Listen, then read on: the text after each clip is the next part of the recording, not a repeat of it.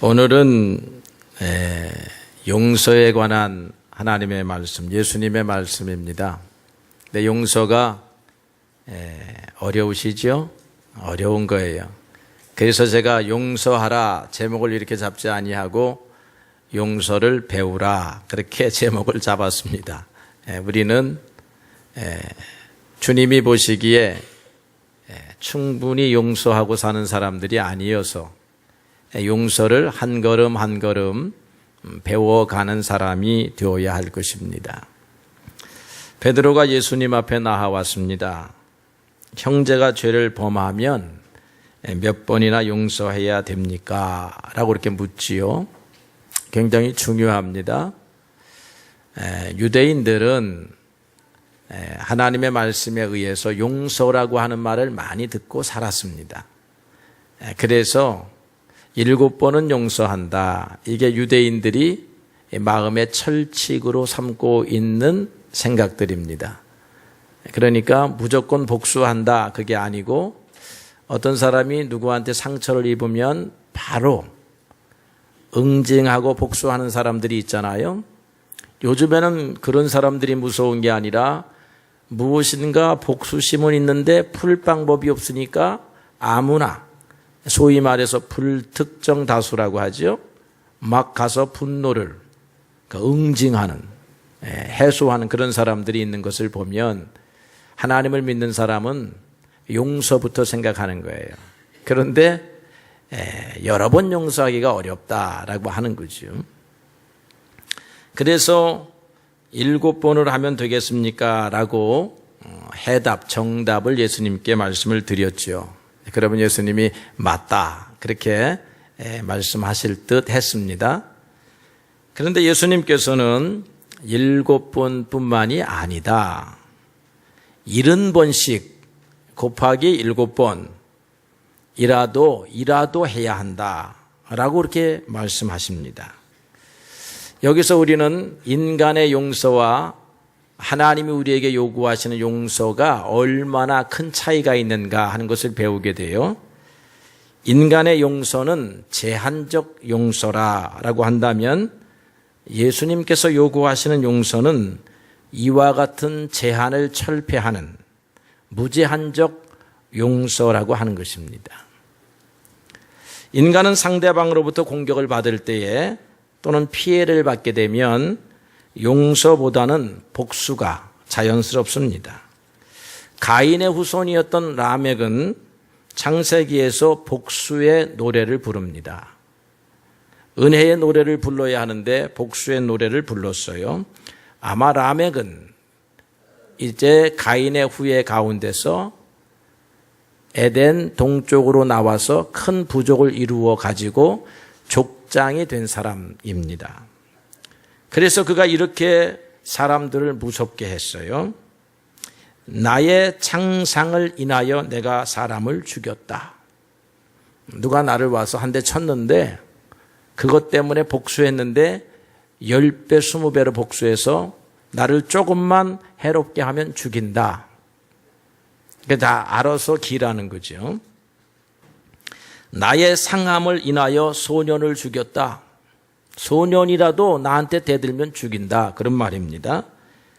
가인을 위하여는 벌이 7배일진데 나 라멕을 위하여는 벌이 77배가 될 것이다. 창세기 4장에 이렇게 나와요. 나 라멕을 건들면 77배의 복수를 하겠다라고 하는 것입니다. 그냥 완전히 깨어 부수어뜨리도록 그렇게 복수하겠다라고 하는 거죠. 이 라멕은 하나님 없이 살아가는 사람들을 상징합니다. 이처럼 하나님 없이 살아가는 인간은 하나님의 뜻보다는 용서나 사랑보다는 자신의 뜻, 복수, 응징 이런 것들을 사정없이 관철시키려고 하는 성향을 갖는다라고 하는 것입니다. 그래서 우리는 하나님을 바라보면요 용서하는 마음이 생기고요. 하나님을 바라보지 아니하면 복수하는 마음이 생깁니다. 그래서 우리는 하나님을 바라봐야 하는 거예요. 예수님께서는요 무제한적인 용서를 우리에게 보여주셨지요. 예수님은 십자가에 달리실 때 자기를 못을 박는 병사들, 두 손에 두 발에 못을 박는 병사들을 향하여, 그것을 지켜보는 백부장, 군인들, 그리고 대제사장들, 바리새인들을 향하여 기도하십니다. 하나님, 저들의 죄를 용서해 주십시오. 저들이 하는 일을 알지 못함이니이다. 알고 하는 게 아니니까 주님, 하나님이여 용서해 달라고 기도하셨다는 것이죠. 죽어가는 극심한 고통 가운데서 예수님은 툭 찌르면 용서가 나왔다는 거예요. 사랑, 용서. 무제한적인 용서를 보여주신 분이 예수님이시지요. 오늘 본문 23절 이하에 나오는 1만 달란트 빚진 종에 관한 비유는요, 하나님의 큰 용서, 무조건적인 용서를 보여줍니다.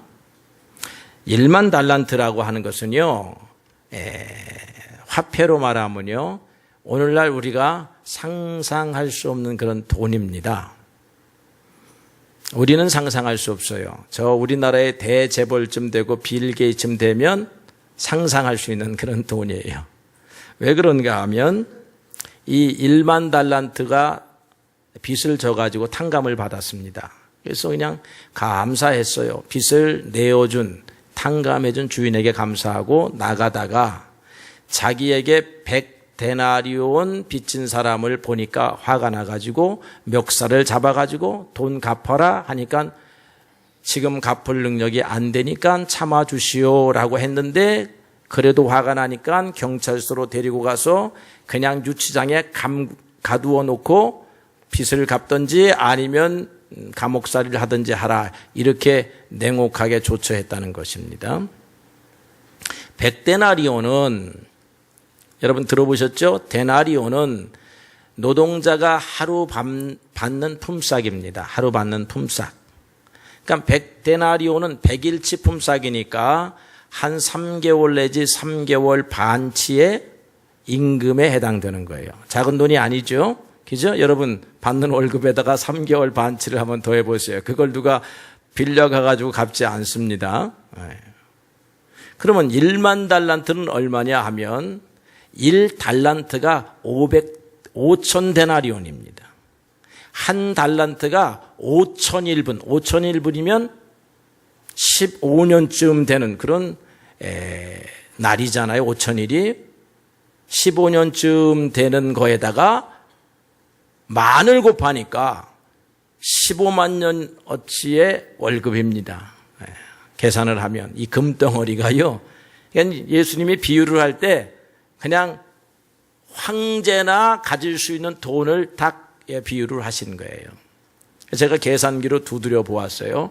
한 8조에서 10조가 되더라고. 그러니까 재벌들한테는 아무것도 아닐 수 있는데 우리 평범한 소시민들은 감히 갚을 수 없는 그런 빚이다라고 하는 거죠. 우리가 하나님 앞에 빚을 졌다는 것입니다. 그런데 갚을 수가 없다는 거예요. 그래서 주인에게 찾아가서 용서를 청합니다. 그러니까 탕감을 해준 거야. 그래서 우리는 용서해야 하는 이유를 여기서 배우는 거다. 하나님이 너희의 빚을, 죄를, 죽여야 할 죄를 종으로 아주 그냥 후손 만대까지 종으로 삼아야 할 빚을 단번에 조건 없이 탕감하셨으므로 너희도 그와 같이 하라, 그런 말 되는 것입니다.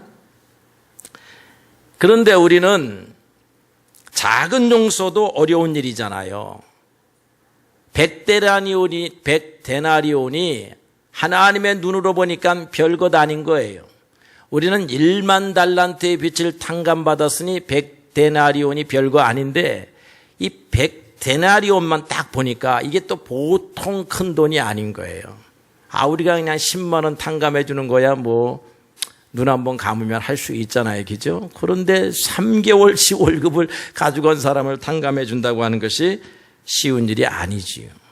그래서 예수님께서 보여주신 용서라고 하는 것은 큰 용서이고 우리가 해야 할 용서는 작은 용서인데 이 작은 용서도 우리의 삶의 현실에서는 결코 작은 것이 아니다라고 하는 것입니다. 그래서 어렵다라고 하는 것입니다. 일단 용서란 어려운 것이다라고 하는 것입니다.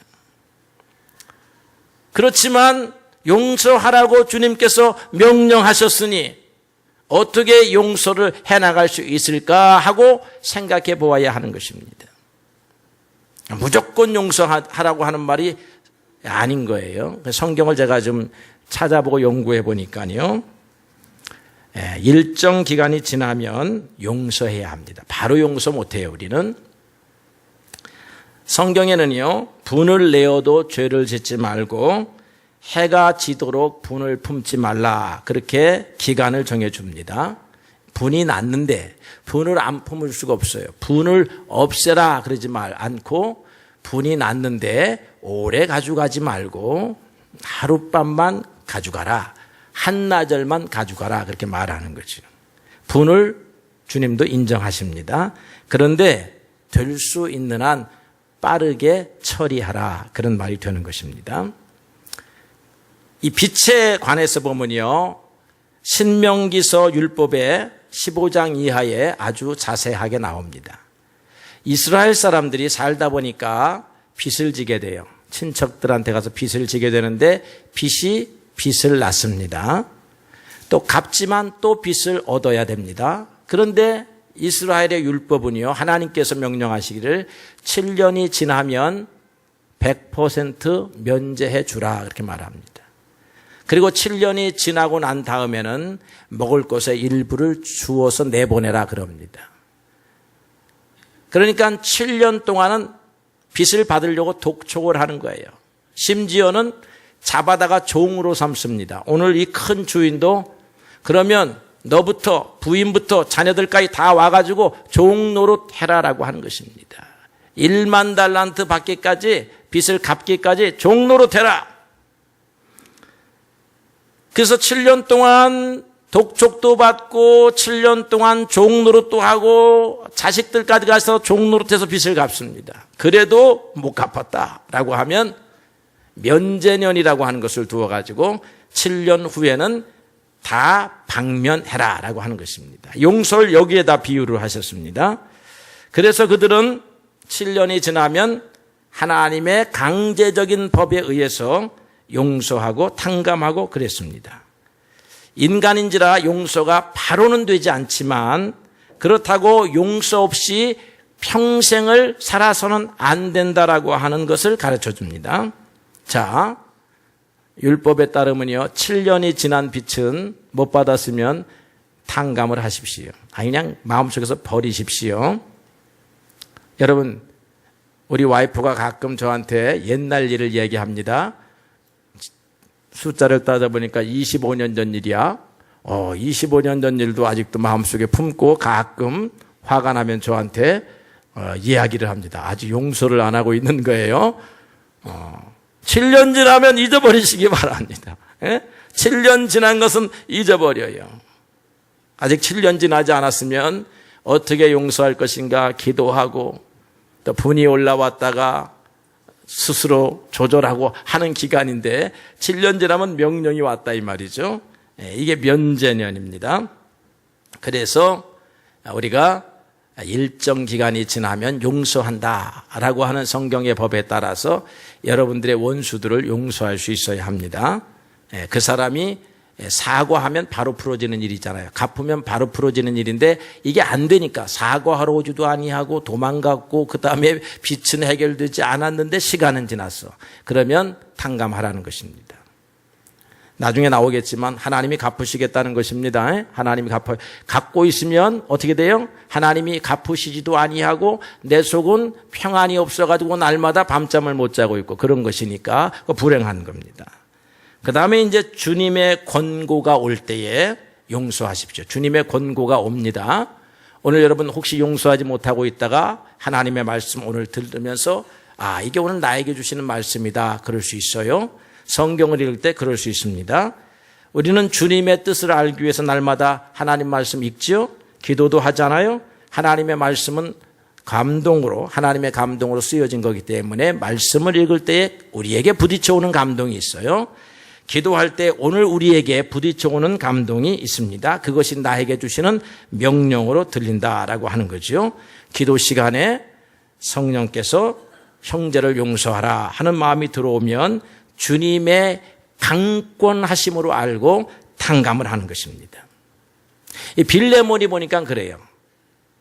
여러분 신약성경 빌레몬을 보면요. 빌레몬은 골로새 지역에 사는 지주였다는 것입니다. 그런데 어느 날 종이 재산을 한탕 해먹고 도망을 갔다는 것입니다. 그 종의 이름은 오네시모입니다. 그러니까 빌레몬은 종들을 풀어서 오네시모 이놈을 잡아오라 그렇게 아마 방을 붙였을 것입니다. 고대 사회이기 때문에요. 주인은 잡아다가 종을 죽일 수도 있는 그런 시대입니다. 감히 종이 말이야.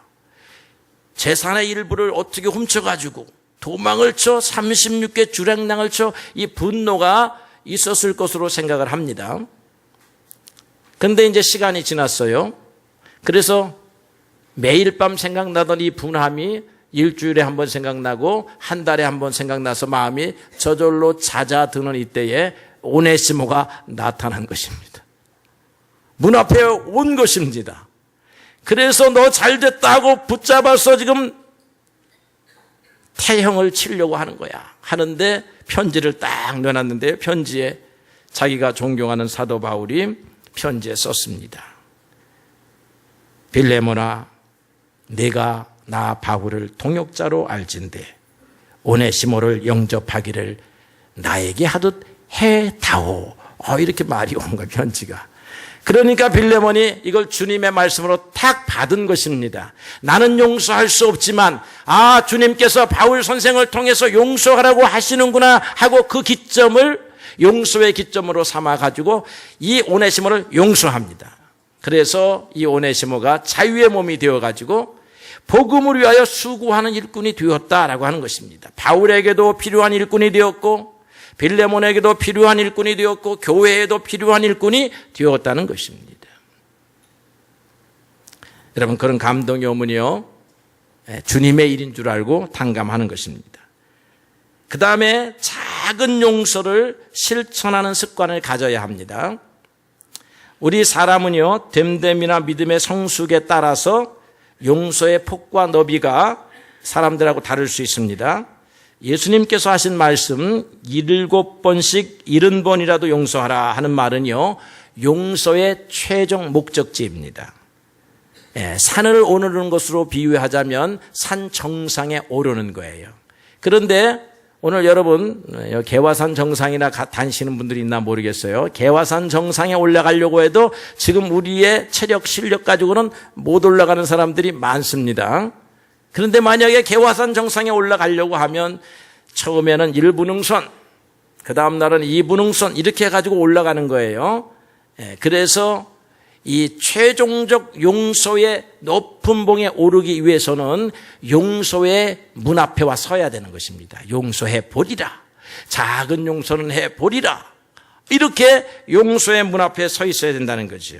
당장 우리가 오를 수 있는 분량의 믿음을 갖고 있거나 성품을 갖고 있지 못하지만 그래도 작은 용서를 실천하다 보면 용서도 마치 뭐와 같으냐면 자라나는 실력과 같은 것입니다.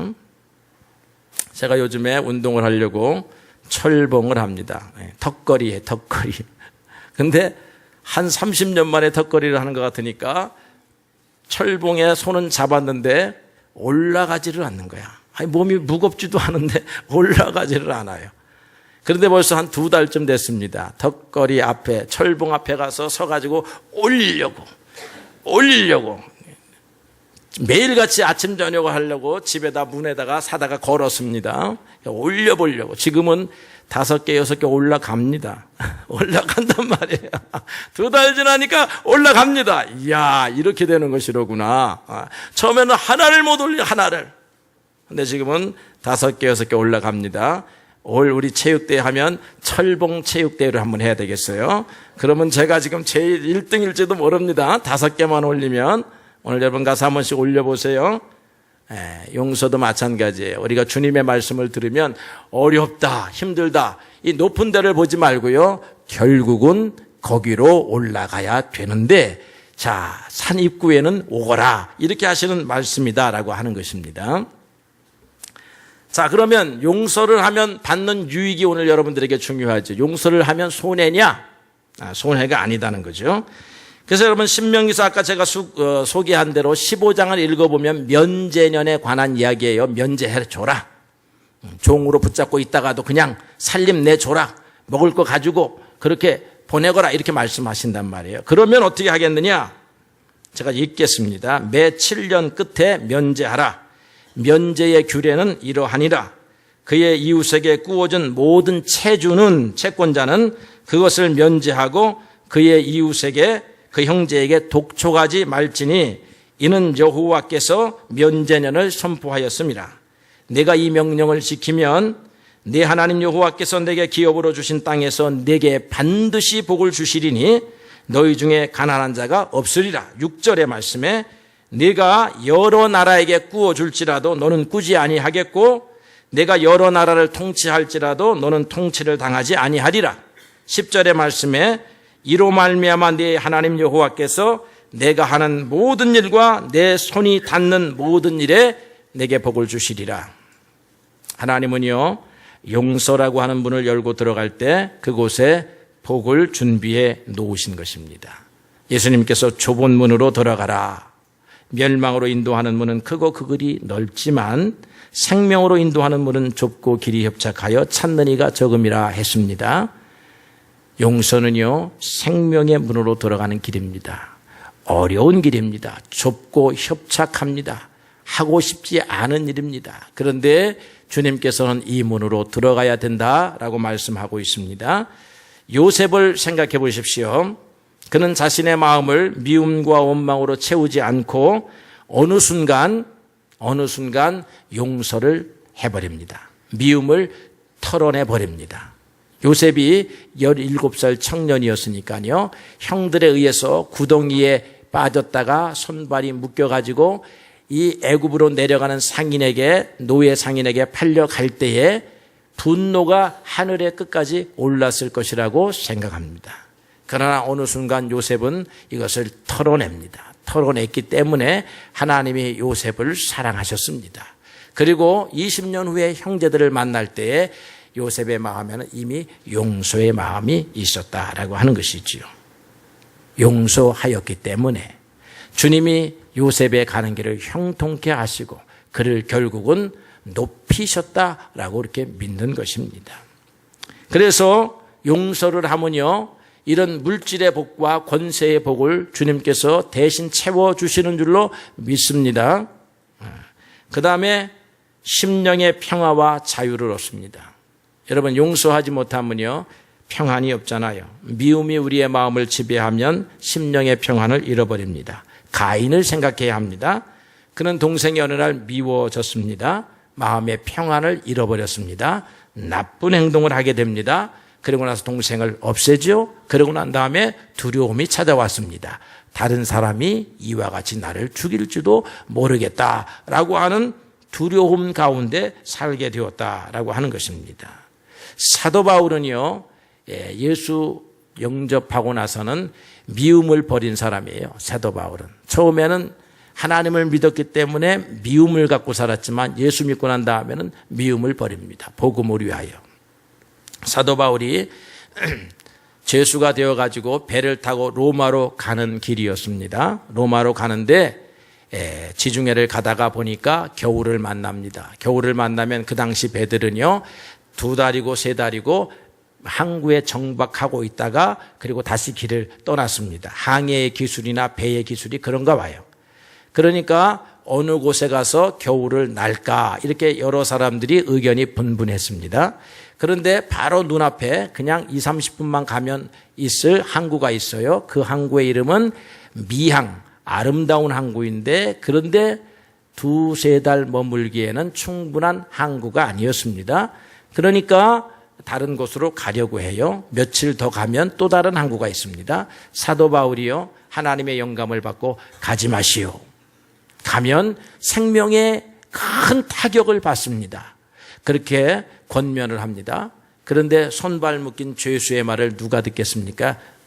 저리가 하고서는 백부장과 선주와 선장이 이렇게 항해사가 모여가지고 의논을 하는데, 날씨를 보니까 며칠간은 날씨가 아주 좋은 것 같아. 그래서 며칠 더 가자, 그 다음 항구로 가자, 이렇게 해서 베닉스 항구라고 하는 곳으로 가려고 하는데, 떠나자마자 몇 시간 만에 유라굴로라고 하는 큰 광풍을 만났습니다. 그래서 물 퍼내고 하늘은 시커매가지고 일하다가 보니까 먹을 밥도 없고 일도 다 지쳐가지고 구원의 여망이 사라졌습니다. 그때 사도 바울이 그들 앞에 나아옵니다. 그들을 위하여 하나님의 말씀을 전하여 준다 이 말이죠. 여러분들 안심하시오. 어젯밤에 내가 기도하는 시간에 하나님의 사자가 나에게 나타나서 말씀하시기를, 바울아, 네가 황제 앞에 서야 하므로 너를 내가 안전하게 지키리라. 그리고 너와 함께 가는 이 사람들도 내 손에 붙여놓으라.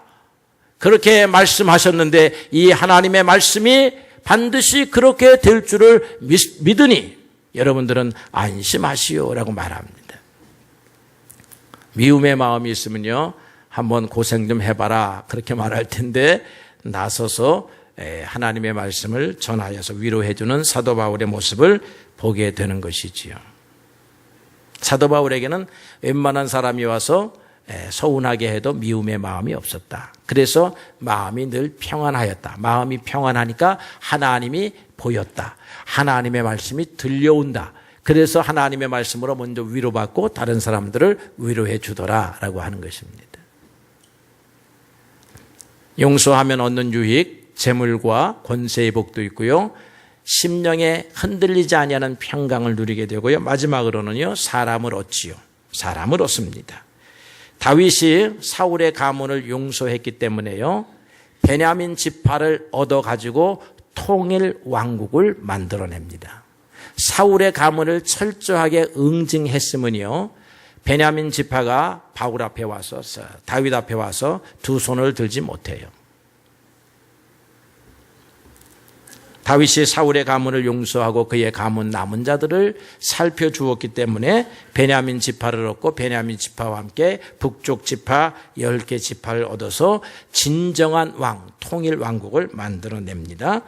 베냐민도요, 베냐민이 아니라 빌레몬도 아까 소개한 것처럼 오네시모를 용서함으로써 복음의 훌륭한 일꾼을 얻었습니다. 자기에게도 일꾼이요, 하나님에게도 일꾼이요, 교회에도 일꾼인 사람을 얻었다라고 하는 것입니다. 결론적으로 말하면요, 용서는 하나님의 명령입니다. 어떤 명령이냐? 축복이 있는, 축복이 약속된 명령입니다.